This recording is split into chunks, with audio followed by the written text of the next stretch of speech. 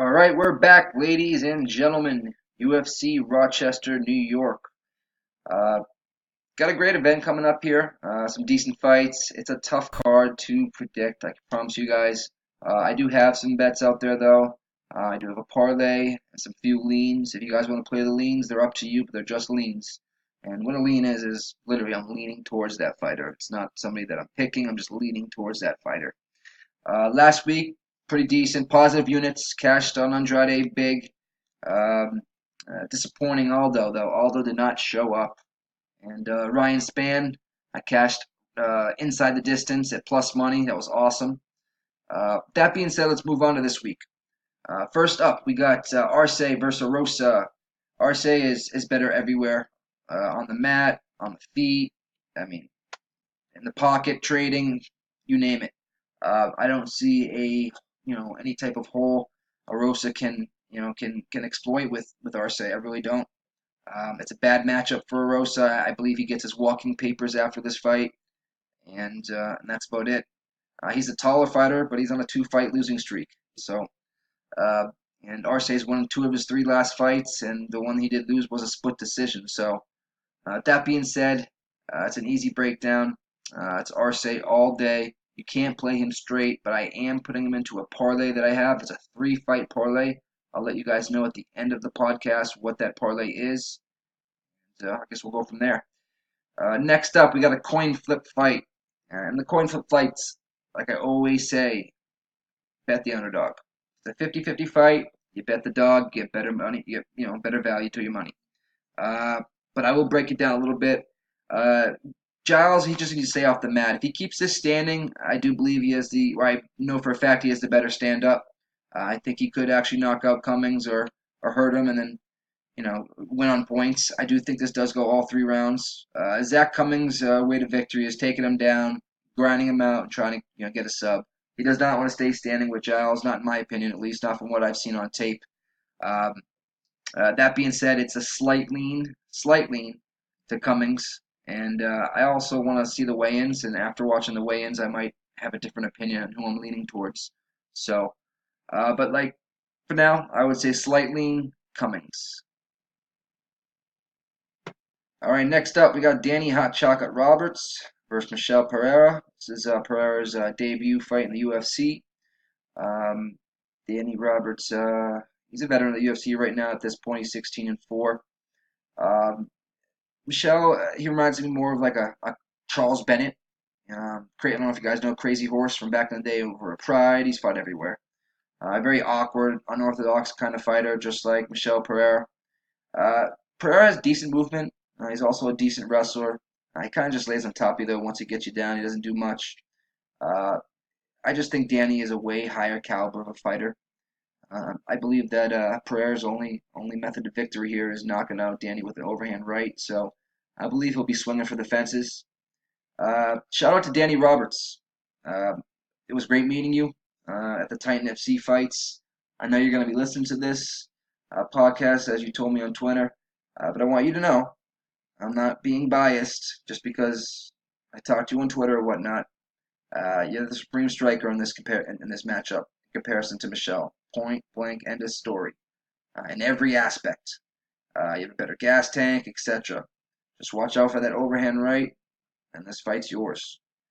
My pick, not lean, but my pick is Danny Roberts. Depending if the odds change a little bit, right now they're a little steep for my likings. I'll play him straight. I'm just not sure yet what I'm gonna do with him. All right.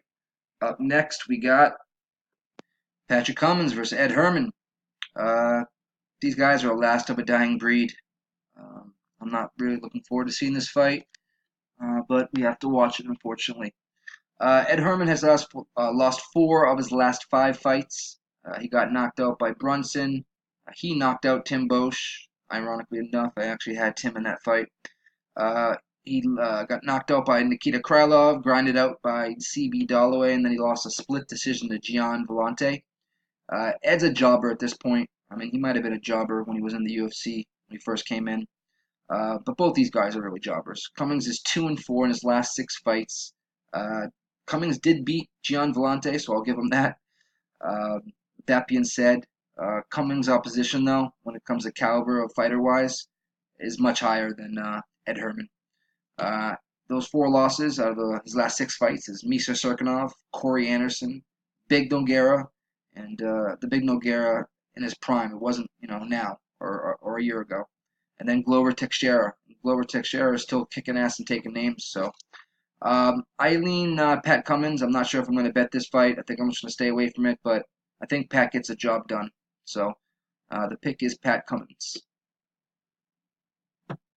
All right, next up, Michael Trizano versus Grant Dawson.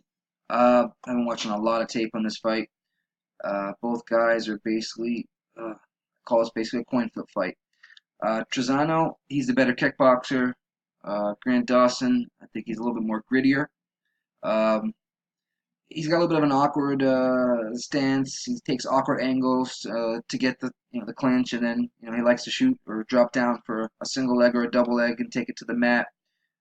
Great ground and pound, great elbows, great hammer fists. Likes to stay in guard though. Doesn't look to pass. He just stays in guard and just drops down heavy elbows and hammer fists, and he does what he can from guard. He doesn't like to pass. Trizano, excuse me, unbelievable kickboxer. Comes forward, throws heavy leg kicks, as you saw. He fought Luis Pena. Decent wrestling, good takedown defense though, as I was watching. It's a tough one here. I'm leaning Trizano just simply off his takedown defense and his kickboxing.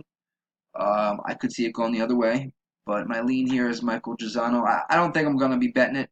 I want to see the weigh-ins first and see what they look like, size them up, whatnot, and then go from there.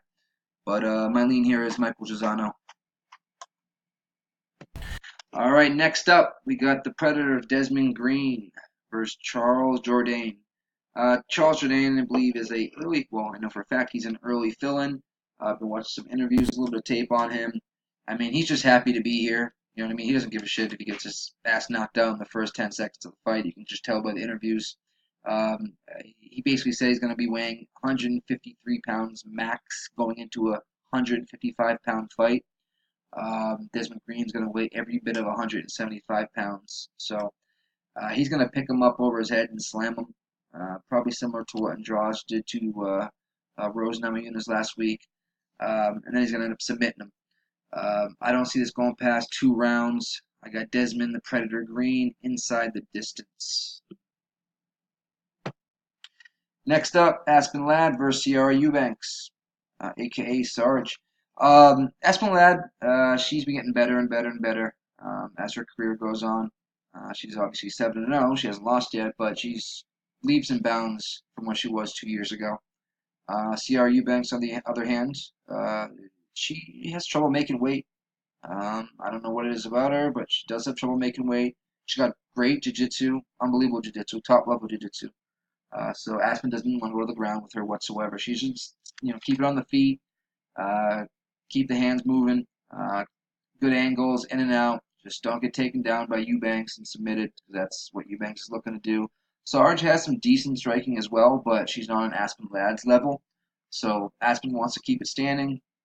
Sierra Eubanks wants to take it to the mat and submit her. What's going to happen?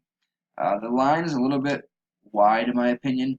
I believe that Aspen's in the minus 300s and low 200s for Sierra Eubanks. I got to double check on that. The lines keep moving. The reason why I'm not giving you guys the lines for every fight is because by fight time, they're going to be totally different from what I'm telling you right now.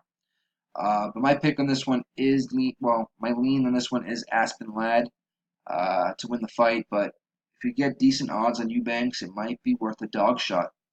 But I'm sticking with Aspen Ladd by decision. All right, next up we got another fight similar to the last, Davi Ramos versus Austin Hubbard. I feel like Davi Ramos is just better everywhere, but what he's going to do is take him down and submit him. End of story. I don't think Austin Hubbard really stands a chance unless he lands an overhand right or left or teeth kick. I don't know. I don't see it happening, but I do see Davi Ramos taking the back of Austin Hubbard and choking him the fuck out. Excuse my language. So it's an easy pick. I'm not going to get much into this. It's Davi Ramos parlay or stay away from him because I know for a fact his odds are through the roof. So it's parlay or pass. Next up, the Bronx, Charles Oliveira versus the Carney, Nick Lentz. He actually does when he has the beard. He looks like a Carney. I mean, he's been looking good. Nick Lentz has been looking good as of late. So is Charles Oliveira, though. And when they're both at their peak, Charles is just the better athlete. Nick's got some great takedowns and all that, but he doesn't want to go to the ground with Charles. So submit him. He basically does want to stay on the feet, and Charles has that reach advantage on Nick. So, I mean, yeah, I can see Nick Lentz getting it done, but I got a strong lean towards Charles Oliveira. So my pick is Charles the Bronx Oliveira, and that's going to go the distance and/or submission. He's not knocking Nick Lentz out. I'll tell you that much. So again, pick is Charles Oliveira. All right, next up we have Derek Krantz, not Neil Magny, versus Vincent Luque. Neil Magny just got popped by USADA, some sort of steroid violation. He's still looking into it, I guess. So he's fighting Derek Krantz. This is Krantz's first fight in the UFC, and he's probably gonna get knocked out. It's kind of they're kind of feeding him to the wolves, so to speak. I mean, he took the fight. You know what I mean? He's his own man, so props to him. But your first fight in the UFC against a killer like Vincent Luque, I mean, I wouldn't wish that upon him. It's another very easy and short breakdown. Vincent Luque is going to piece him up on the feet. I don't see him going past the second round. Easy pick. I'm sure the lines are through the roof at this point, but Vincent Luque all the way. All right, these last three fights, I'm going to make them short and simple for you guys. If Megan Anderson gets taken down and can't get back up, it's obviously over with. I believe he's big enough to post off the hips, push her off, and/or scoot to the cage and get up. So I'm going to take Megan Anderson. I want to take her inside the distance, but at the odds she's at, just be safe and take Megan Anderson. So I got Megan Anderson to beat Phenom Felicia Spencer. All right, we got Antonio Carlos Jr. versus Ian Heinisch. This is a 50-50 fight, and as I say, once a 50-50 fight, take that dog. Ian Heinisch plus 160 is what I got him at. He has a very solid shot at winning this fight. Antonio Carlos Jr. is ranked number 12 for a reason, but my lean here is towards the dog, Ian Heinisch. Next up, we got RDA versus Kevin Lee. All right. I know a lot of you guys are probably on that Kevin Lee Motown Phenom train. Not me. I think RDA gets this done. I believe Kevin Lee will gas after the second round if RDA doesn't knock him out. But I do believe Kevin Lee is going to land a takedown and maybe spend some time on top. I don't think he's going to do anything on top to hurt RDA, but RDA is going to get him back up, and I believe that's what he's going to end up doing. And Kevin Lee's going to spend a lot of energy trying to keep him down. And by the midway second round, I would say third round, that's when RDA is going to start picking up that pace, and he's going to piece up Kevin Lee. I'm an RDA all day long. I made that bet almost a week ago, and minus 115 is what I got him at. It's been pitter pattering back and forth. I wouldn't be surprised if you see a bunch of money coming in on Kevin Lee in the next day or so. We'll see at the weigh-ins tomorrow and how they look, but we know what RDA looks like at 170 pounds, but we don't know what Kevin Lee looks like at 170 pounds. He's gonna be having, he's carrying around a lot more muscle, and he already gasses at 155 pounds. Carrying on all that muscle mass, I don't think it's gonna help him. I know for a fact it's not gonna help him. So I think cardio is gonna play the huge factor in this fight, and RDA just ends up piecing him up. I do not see this going all 5 rounds. I believe it's even money right now. If you bet this fight not to go the distance, I'm jumping on that as well. That's one of my plays. So this fight at even odds, you can get at not going the distance. All right, guys, let's cash these bets. Till next time, Mr. Fat Fist is out.